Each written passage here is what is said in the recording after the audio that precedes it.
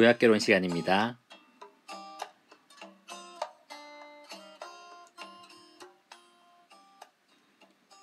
오늘 구약개론 시간에는 이사야상 1장에서 39장의 내용을 배워보도록 하겠습니다. 오늘 시간을 통해서 이사야의 절반을 배울 거고요.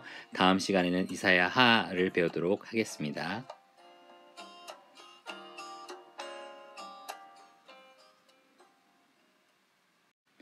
이사야는 성경의 축소판이라고 말할 수 있습니다. 이사야는 총 66장으로 이루어져 있습니다. 성경도 총 66권으로 이루어져 있죠.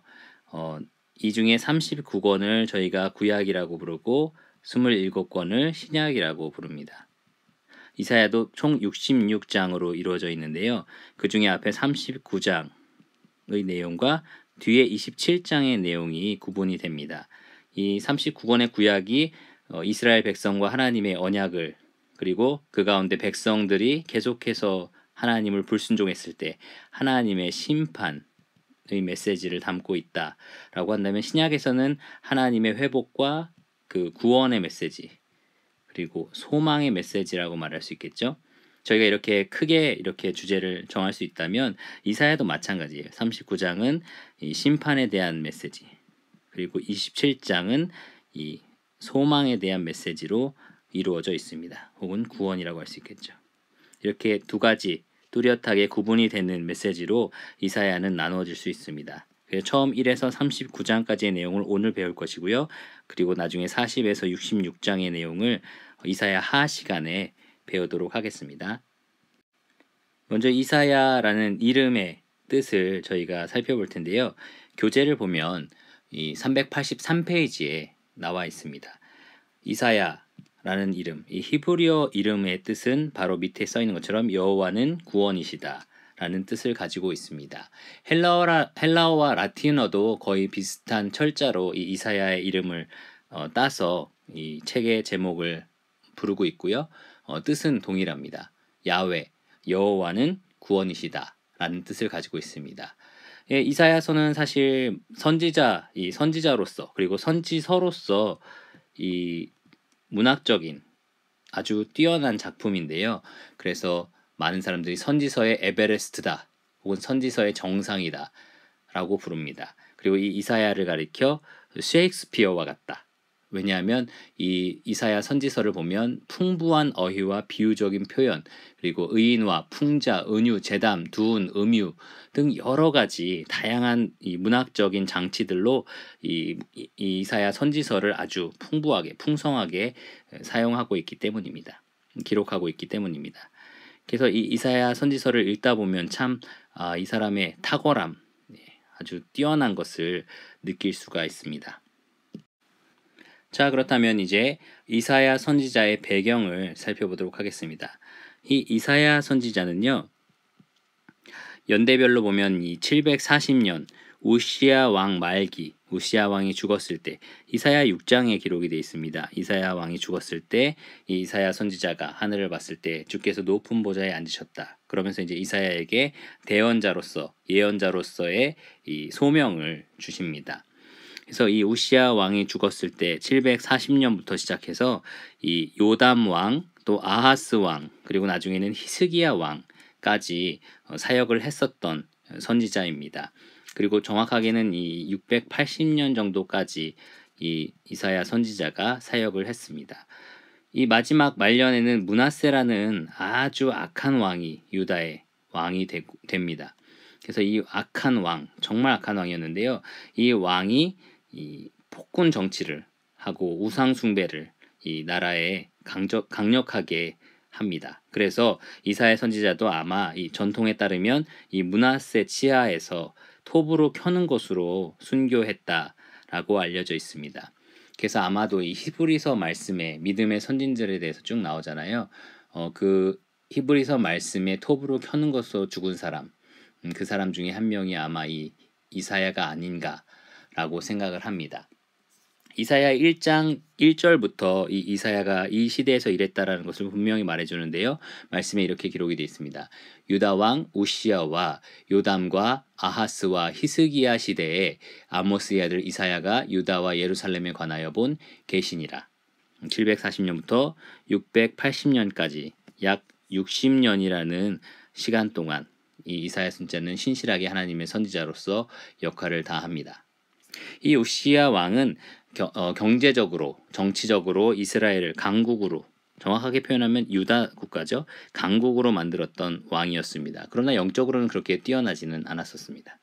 그 다음에 있었던 이 요담이라는 왕도 물질적으로는 좀 부유했지만, 나라를 부유하게 만들었지만 가치관이나 그 신앙이 옳지 않았던 왕입니다. 아하스 왕도 마찬가지죠. 이 아수르를 의지하고 정치적으로 다른 국가를 신뢰했던, 교재에 보면 뭘 염치한 사람이다. 정치적인 해결책을 하나님보다 더 의존했던 사람이다 라고 말하고 있습니다. 마지막으로 이 히스기야 왕, 이 사람은 참 옳은 왕이었고 선한 왕이었습니다. 경건한 왕이다. 그리고 이사야에게 이 자문을 구하기도 했던 왕입니다. 그리고 6월절 기념을 다른 왕들보다, 그 어떤 유대 왕보다 신실하게 했던 왕이었고요. 그 다음에 우상 숭배를 철폐했던 아주 선한 정치를 했던 왕이었습니다. 이렇게 네 명의 다양한 왕들을 섬기면서 이사야는 계속해서 선지자로의 역할을 잘 했었습니다. 당시 이제 남유다 왕국과 북이스라엘 왕국을 위협했던 이 제국은 아수르라는 제국이었는데요. 이따가 지도를 보시면 더 명확하게 보이시겠지만 이 아수르 제국의 빌레셀 3세라는 사람이 군사적으로 아주 강력한 영향력을 끼쳤습니다. 그래서 722년도에는 북이스라엘을 멸망시켰었죠. 그리고 계속해서 이 아수르라는 국가가 이 큰 제국으로 팽창하면서 이스라엘이라는 국가, 특별히 이 남유다라는 국가도 계속해서 뭐라고 하죠? 압제한다고 할까요? 아니면 계속해서 압력을 가합니다. 점령을 하려고 하는 거죠. 그러면서 이제 반아수르 세력들이 형성되고, 이 아수르 세력을 형성한 국가들은 결국은 이 팽창하는 아수르 제국에 멸망하고 맙니다. 그래서 사실 이사야도 계속해서 이 아수르에 대항하지 마라, 자꾸 아수르에 반대하는 세력에 합류하지 마라, 애굽이나 혹은 다른 나라에 구걸하지 마라, 오직 하나님만 신뢰해라, 이러한 말씀들을 백성들에게, 또 왕에게 전파하게 됩니다. 결국 이 산헤립이라는 아수르 왕 때 히스기야 왕도 이 예루살렘 성에 이 포위를 당하는 그러한 일들이 있었습니다. 이러한 역사적인 배경을 가진 이 선지서가 바로 이사야서입니다. 자, 다음에는 저자에 대한 설명을 드리도록 하겠습니다. 교재 383페이지에 나와 있는 내용인데요. 이 이사야 저자, 참고로 이 그림은 미켈란젤로가 시스턴 성당에 그린 벽화 이사야에 대한 그림입니다. 여기 나와 있는 인물이 이제 이사야인 것 같고요. 자, 이사야라는 저자는 구약 성경의 사도 바울이다라고 교재는 표현하고 있습니다. 왕궁하고 아주 밀접한 관계를 가지고 있는, 그리고 많은 교육을 받은 사람이 분명한 게요. 이사야서의 그런 어휘나 문체를 보면 아주 뛰어나다는 것을 저희가 알 수 있습니다. 또 굉장한 시인, 잘 안 보이시죠? 여기다 써야겠다. 시인이라고 말할 수 있습니다. 우리나라에 뭐 김소월, 서정주 그런 사람이 있다면 이 이스라엘에는 이 이사야라는 시인이 있었다 라고 말할 수 있을 것 같은데요. 이사야서를 쭉 읽다 보면 그의 시적인 표현이 아주 탁월하다는 것을 알 수 있습니다. 저희가 사실 히브리어를 제대로 안다면 그 탁월성을 더 많이 느낄 수 있을 것 같은데, 사실은 그렇게 아는 데는 좀 한계가 있는 것 같습니다. 그리고 아주 정직한 사람이었고, 성품에 있어서 정직하고, 그리고 동정심이 많고, 그 백성들을 향한 그의 마음을 저희가 읽을 수 있습니다. 또 아주 이 강력한 외세, 아수르 같은 큰 제국, 그러한 왕들에 대해서 담대하게 맞설 수 있는 그러한 성격이었습니다. 이 아내가 여선지자였고요. 잘 안 보이시죠? 이 노란색으로 써야겠네. 아내도 여선지자였고요. 그리고 두 아들이 있었습니다. 첫째 아들인지 잘 모르겠는데요. 두 아들 중에 첫째 이 이름은 스알 야숲, 이라고 하여서 그 이름의 뜻은 뭐냐면 남은 자는 돌아오리라. 회복의 어떠한 뜻이고요. 둘째 아들의 이름은 조금 어렵습니다. 마헬 살랄 하스바스라는 이름입니다. 마헬 살랄 하스바스. 이 이름의 뜻은 노략이 속히 이 말이라. 이것도 어떻게 보면 회복의 메시지다라고 할 수 있는데요. 이 이스라엘을 압제하는 국가들 혹은 하나님을 거절하는 사람들에 대한 이 심판, 이스라엘을 압제하는 국가들에 대해서 그들을 하나님께서 금방 치실 것이다, 심판하실 것이다, 그러한 뜻을 담고 있습니다. 그리고 이 이사야는 대부분을 예루살렘에서 보냈고요. 아까 말씀드린 것처럼 탈무드 전승에 따르면 이 므낫세, 이 악한 왕 치하 아래 이 톱으로 처형되었다라고 말하고 있습니다. 히브리서 11장 37절 말씀에 나와 있는 톱으로 켜는 것으로 죽은 자에 아마 포함이 된다고 생각을 합니다. 이사야의 배경 무대를 보시면 여기 이사야가 있죠. 이사야가 바로 예루살렘 지역에서 활동을 했었던 선지자다. 이 남유다 왕국의 영토죠. 그 수도 예루살렘에서 활동했던 선지자였습니다. 연도는 아까 기억나시죠? 740년. 모든 연도는 거의 BC, 다 BC입니다. 주전이라는 얘기인데요. BC 740년부터 680년까지 활동했던 선지자, 예루살렘 지역에서 활동했던 선지자입니다. 어떤 사람들은 이제 이사야의 저자가 두 명이다. 예를 들어서 1에서 39장은 그 사람들이 그렇게 주장하는 이유는 1에서 39장은 너무 심판에 대한 메시지고 또 40에서 66장은 너무 회복에 대한 메시지다 라고 말합니다. 어떤 사람은 심지어 이 50에서 66을 또 따로 떼어서 제3 이사야라고 부르기도 합니다. 그런데 저희 교재에도 나와 있고 저도 동의하는 바는 이 모든 책이 사실은 이사야라는 선지자 한 사람이 쓴 것이다 라고 보는 게 전혀 문제가 없다라는 말이죠. 왜냐하면 그 사람들이 주장하는 게 여기서 쓰는 문장과 여기서 쓰는 문장 표현이 조금씩 다르다. 근데 당연히 이 주제가 서로 다르지 않습니까? 여기는 심판 메시지가 좀 주가 됐다면 여기는 위로와 소망 메시지가 주로 됐죠. 그래서 저희도 글을 쓸 때 서로 다른 주제에 대해서 쓰면 문체가 달라지잖아요. 그래서 당연히 이게 서로 다를 수밖에 없다라고 저희가 생각할 수 있습니다. 그리고 오히려 더 유사한 단어나 유사한 표현들이 많다라고 얘기할 수 있고요. 또 이쪽은 약간 아수르 배경, 이쪽은 바벨론 배경이다라고 주장하는 사람이 있는데요. 그것도 저희가 충분히 설명할 수 있습니다. 이 역사적으로 중간에 36에서 39장에 이제 히스기야 왕에 대한 역사적인 이야기들이 나오는데 사실 이때를 기점으로 바벨론 왕국이 점점 더 강한 힘을 이 제국에서 얻어갑니다. 그러니까 당연히 이쪽 내용이 더 많아질 수밖에 없겠죠. 뿐만 아니라 1에서 39장 안에서도 바벨론 이야기가 나온다는 사실입니다. 두 번이나 언급이 됩니다. 그래서 저희가 이것을 굳이 제1 이사야, 제2 이사야 이런 식으로 나눌 필요가 없다는 겁니다. 또 이 앞에 39장까지는 메시아를 메시아를 왕으로 소개했다라고 한다면 그 뒤에는 종으로 소개했다 이렇게 말을 하는데요. 사실 이것도 맞지는 않습니다. 이 종이라는 표현에서도 고난받는 종이라는 것도 있고 또 이분이 나중에 정의와 공의로 왕권을 유지하실 거고 왕권을 계속해서 지켜나가실 것이다, 지키실 것이다 이런 표현도 나오거든요. 그래서 억지로 저희가 그렇게 나눌 수 없다라는 점이 또 하나 있고요. 또 집회서 70인역, 탈무드 전승 등에 따르면 이 모든 것을 다 이사야가 썼다라고 하는데 이견이 없습니다. 마지막으로 가장 중요하다고 저는 생각하는데 이 신약 성경에서 이사야가 인용된 적이 많이 있었습니다. 아주 많이 인용된 책 중에 하나고 거의 예언서 중에서는 가장 많이 인용된 책이 이사야인데요. 이 신약 성경에서 바울은 이사야 10장, 53장, 65장 이런 것들을 인용하면서 계속해서 다 이 저자를 이사야라고 인정을 합니다. 그래서 이 신약 성경에서도 이 책이 다 이사야 한 사람이 지었다는 것을 인정하기 때문에 저희가 뭐 제1, 제2, 제3 이런 식으로 억지로 구분하는 것은 약간은 불필요하다라고 생각을 합니다. 여러분 그냥 이사야가 모든 책의 저자다, 이사야 전체의 저자다라고 이해하시면 좋습니다. 자, 이제 이사야의 이 역사적인 배경을 다시 한번 살펴보면 이 아수르 혹은 아시리아라고 불리는 거대 제국의 영향권 아래에 있는 것을 보게 됩니다.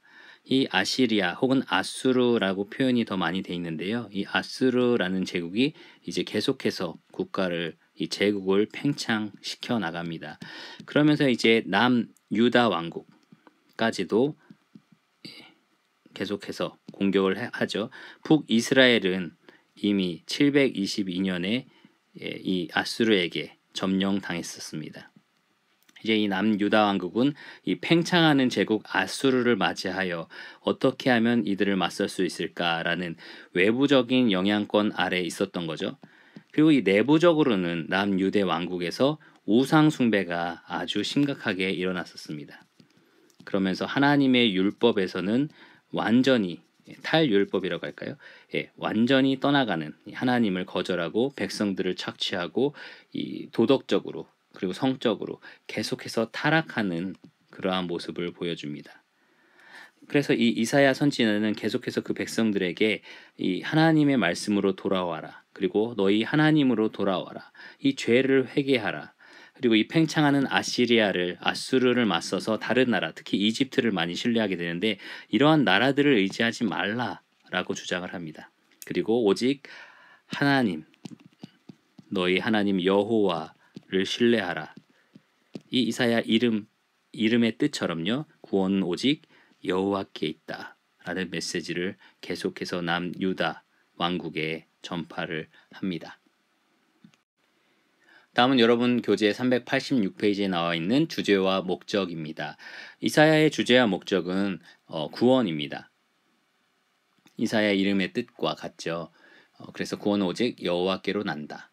하나님은 전능하신 통치자이시고 그리고 하나님은 왕이시며 주권자이시다. 사실 전체적으로 그런 내용이 계속 반복되지만 특별히 40에서 66장, 그것도 앞에 9장, 40에서 48장까지의 내용에 나 외에는 다른 신이 없다. 나는 하나님이라. 내 이름은 여호와니라. 이러한 표현들이 굉장히 많이 나옵니다. 거의 216구절 중에 115구절이나 이 여호와의 전능하심, 주권 이런 것들이 강조되는 그러한 것이 많이 나와 있는 말씀입니다. 1에서 39장까지는 저희가 지금 살펴볼 이사야 상 내용 부분은 아까 말씀드린 것처럼 심판 부분이 굉장히 강조되어 있습니다. 이스라엘 백성들에 대한 더 정확하게 말하면 남유다 왕국에 대한 그 심판뿐만 아니라 이 이방 국가들 이따가 이 분류를 따로 해드릴 건데요. 이방 국가들에 대한 심판도 굉장히 많은 양을 할애하여 나와 있습니다. 하나님께서는 이 단지 이스라엘과 남유다 왕국만 다스리는 분이 아니라 모든 국가에 대하여 심판하실 권리가 있는 온 우주의 창조자이시며 온 우주의 재판관이시다. 이러한 것들이 굉장히 강조되어 있는 책이 바로 이사야입니다. 그래서 1에서 39장은 이 구원이 절실히 필요한 백성들의 절박한 상태를 묘사하고 있습니다. 그들의 죄를 하나하나 낱낱이 고발하는 장면도 있고요. 그 죄에서 회개할 것을 촉구하는 장면도 있습니다. 저희가 지난 시간에 배운 그 선지서의 특징이죠. 4가지 주제. 죄를 촉구할 것을 이야기도 하고 죄를 정죄하기도 하고 그 다음에 회개할 것을 말하기도 하고 심판에 대해서 말하기도 하고 그 다음에 회복에 대한 말씀도 있습니다. 대부분의 회복에 대한 말씀은 이 구원, 이 40에서 66장에 좀 집중되어 있지만 이 1에서 39장 안에서도 저희는 많이 찾아볼 수 있습니다. 특히 유다의 도덕적인, 정치적인, 사회적 타락에 대한 정죄가 강력하게 선포되고 있는 것이 바로 1에서 39장의 내용이고요. 또 하나님을 버리고 우상을 택한 죄에 대한 경고도 이 부분에서 강조되고 있습니다. 결국 나중에도 돌아서지 않을 것을 알기 때문에 이 최후 심판에 대한 말씀도 나와 있습니다. 그 가운데서 이 남은 자는 돌아올 것이다. 이사야의 그 아들의 이름의 뜻 중에 하나였죠. 그러한 메시지가 이 회복과 구원의 메시지가 계속해서 등장하는 이 앞부분이고요. 뒷부분에는 그 회복과 구원의 메시지가 조금 더 강조되고 있습니다. 특히 뒷부분에는 이 하나님의 택한 종 42장에 등장하고요. 그 다음에 하나님의 고난받는 종 52장에서 53장까지 이 메시아에 대한 아주 명료한 이 예언들이 등장합니다. 바로 그 메시아를 통해서 전능하시고 주권적인 하나님께서 이스라엘의 이 아름다운 미래 그것을 만들어내실 것이다. 회복하실 것이다. 구원하실 것이다. 이러한 메시지가 이 뒷부분에 후반부에 등장을 합니다. 여러분 교재 382페이지 보면 이렇게 이사야 계관이 나와 있습니다. 오늘은 이렇게 39장까지의 내용만 잘라서 설명을 드리겠습니다. 이 39장의 내용도 두 부분으로 나눠줄 수 있는데요. 이 역사적인 삽입구라고 해서 한마디로 말하면 이 히스기야 왕에 대한 이야기, 역사적인 이야기가 서술되어 있는 장면입니다. 36에서 39장 총 4장의 내용이 여기에 들어있고요. 여러분 잘 아시는 히스기야 왕이 아수르 왕 그 사네립 때문에 이 포위가 됐었습니다. 그때 이 선지자 이사야의 말을 신뢰하고 하나님을 의지했을 때 하나님의 구원 어떤 일이 일어났냐면 하나님의 사자 한 사람이 사람이라고 말하기 어려운데 하나님의 사자가 나타나서 이 18만 5천 명의 아수르 군사를 한 번에 죽이는 그러한 역사가 일어납니다. 정말 대단하죠. 그 다음에 또 나오는 사건이 히스기야 왕이 병에 걸렸고 하나님께 의뢰하고 아랬을 때 15년의 수명이 연장이 되죠.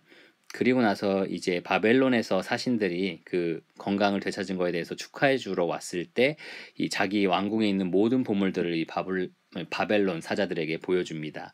그랬을 때 다시 한번 하나님께 이 바벨론의 이 모든 보물들이 옮겨지게 될 것이다 라는 말씀을 듣게 됩니다. 사실 이사야가 왜 그런 것들을 보여줬을까? 뭐 과시욕이 있어서 그럴까? 근데 그런 건 아닌 것 같고요. 아마도 이 아수르의 끊임없는 공격과 포위 이런 것들로 많은 시달림을 당했던 히스기야가 이 하나님보다는 이 바벨론에게 자기의 그런 재력 어떤 자기가 그렇게 어느 정도 있고 뭐 지원해 줄 수 있고 약간 이런 식으로 잘 보여서 어떠한 어떻게 그런 사람에게 호의를 얻고자 했던 것 같습니다. 그래서 하나님보다는 인간을 신뢰하고 이 바벨론 국가를 신뢰하는 이 연약함을 히스기야 왕 말년에 보였던 것 같습니다.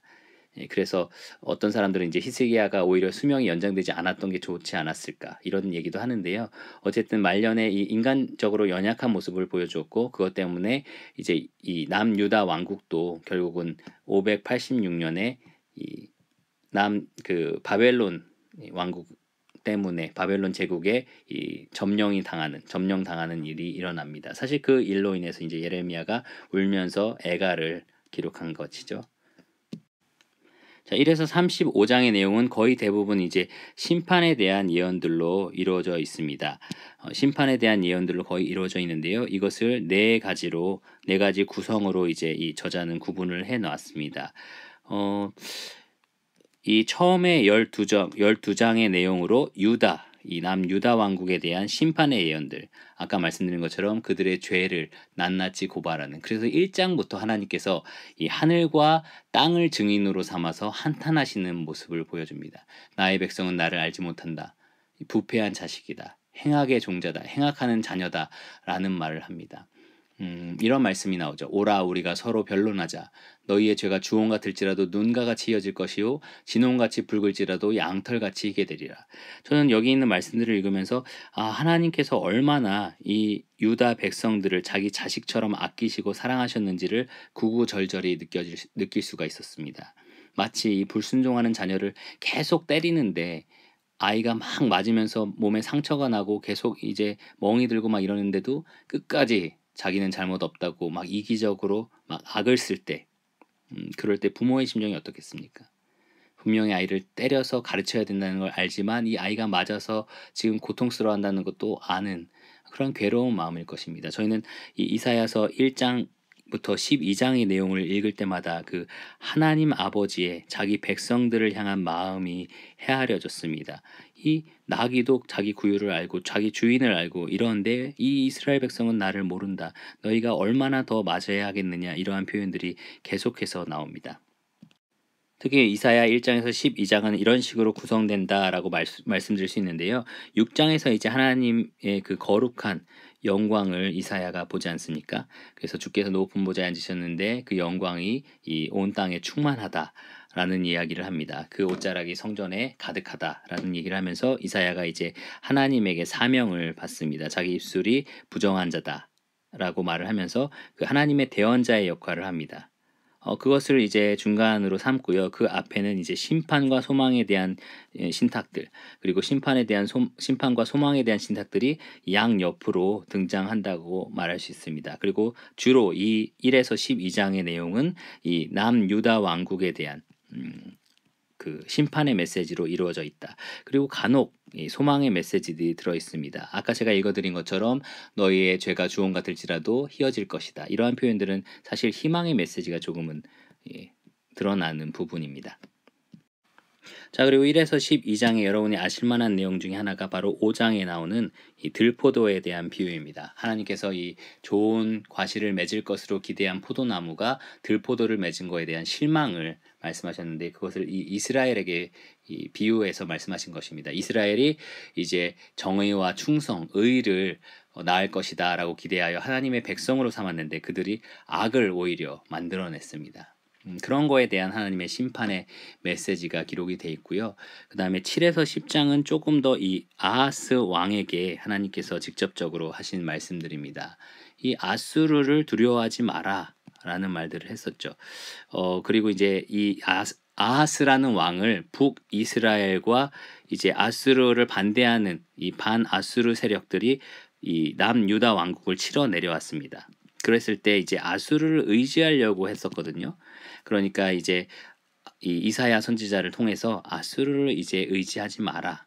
하나님은 오직 구원이시다. 하나님에게 구원이 있다라는 말을 계속해서 전달합니다. 그리고 아수르에게도 결국은 이 하나님의 심판이 임할 것이다라는 얘기를 했습니다. 그런데 이 결국은 이 아하스라는 왕은 아수르를 의지하게 되죠. 그리고 이제 심판을 받게 됩니다. 7장 말씀에 보면 하나님께서 임마누엘의 약속을 하십니다. 보라, 처녀가 잉태하여 아들을 낳을 것이요 그의 이름을 임마누엘이라 하시리라. 그리고 그가 악을 버리며 선을 택할 줄 알기 전에 내가 미워하는 두 왕의 땅이 황폐하게 되리라. 바로 이 이스라엘과 시리아라는 반아수르 세력을 말합니다. 북이스라엘과 시리아라는 이 세력이죠. 그러니까 아수르를 의지하지 마라. 하나님께서 너희를 구원하실 거다라는 약속의 말씀을 계속해서 제공한 겁니다. 그런데도 이 아하스라는 왕은 결국 아수르를 신뢰하게 되지요. 그리고 나서 이제 8장에서도 이사야의 아들 마헬 살랄 하스바스라는 이름이 등장하면서 이 두 제국의 이 노략이 속히 임할 것이다. 이 두 나라를 하나님께서 금방 치실 것이다 라는 약속의 메시지도 여기에 들어 있습니다. 문제는 근데 이 이스라엘이 남유다가 하나님을 신뢰하지 못했다는 데 있습니다. 그래서 결국은 이 심판을 받게 됩니다. 이 13장과 23장에서는 다른 나라들에 대한 예언, 특별히 심판의 예언들이 담겨져 있는 말씀입니다. 당시 이스라엘을 압제했던 나라들은 이 바벨론과 아수르가 있었죠. 그리고 말썽쟁이들은 무슨 말이냐면 이스라엘을 죄짓게 하고 계속 괴롭히고 핍박했던 나라는 모압, 블레셋, 아람, 에돔이 있었습니다. 그리고 계속해서 정치적으로 전략적으로 이 이스라엘에게 손을 내밀었던 하나님이 아닌 자기를 신뢰하게 만드는 유혹자들은 구스라고 해서 애굽 나라가 있었고 또 두로라는 나라가 있었습니다. 이 이방 국가들에 대한 심판 메시지가 이 이사야 말씀에 기록이 되어 있는데요. 그게 13장에서 23장까지의 내용입니다. 그리고 이제 구원의 메시지가 또 같이 나오죠. 이스라엘과 유다 또 열방으로부터 나온 남은 자들에게 하나님의 회복 베푸실 것이다. 소망이 있을 것이다. 라는 말씀들이 주어집니다. 지도를 보시면 여기 나와 있는 것처럼 아시리아와 바벨론이 이제 이스라엘을 아수르가 여기 있네요. 바벨론이 이 이스라엘을 압제했던 나라라면 이제 모압, 에돔, 암몬, 다메섹, 아람 뭐 이런 나라들이 이제 이스라엘을 괴롭혔던 방해했던 나라들입니다. 말썽장이라고 했죠. 그다음에 이제 애굽, 구스 그리고 두로라는 나라가 이스라엘을 전략적으로 정책적으로 정치적으로 유혹했던 나라. 바로 이 모든 국가들에 대해서 하나님께서 지금 심판의 메시지를 내려주고 계신 것입니다. 이 1에서 35장의 내용은 거의 예언적이라고 말할 수 있고요. 아까 말한 것처럼 36, 39장은 역사적인 사실을 다루고 있고요. 심판의 메시지에 집중되어 있고 그다음에 이스라엘과 유다에 대한 장소, 이 장소에서 쓰였다라는 얘기고요. 또 740에서 680년도에 기록된 내용이다 라고 말할 수 있습니다. 24에서 27장은 주님의 날, 거의 대부분 비슷한 내용인데요. 하나님께서 이 주권자로서 심판을 반드시 이루실 것이다 라는 내용으로 집중되어 있습니다.